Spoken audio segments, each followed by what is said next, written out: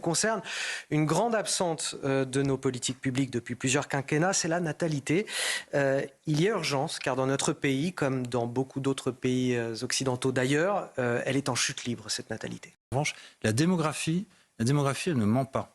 Vous pouvez lire l'avenir d'un pays, d'une région, en tirant les courbes de la démographie, parce que ce sont des mouvements à la fois lents, profonds. Qu'est-ce qu'on voit? On voit que dans le monde entier, et on va revenir à nos sociétés européennes, dans le monde entier, c'est un effondrement. Mais c'est drôle, parce qu'il y a 10-20 ans, si on avait cette discussion, c'était la bombe démographique, le drame de la surpopulation. Aujourd'hui, chiffres à l'appui, l'IDEN nous dit que les 2/3 de l'humanité sont aujourd'hui en dessous du seuil de remplacement. Il y avait en moyenne 5,1 enfants par femme dans les années 65 dans le monde. Aujourd'hui, on est à 2,3. En fait, les 2/3 en dessous du seuil de renouvellement. Si on regarde dans le détail, qu'est-ce qui se passe? Est-ce que les nations de souche chrétienne se défendent mieux que les autres?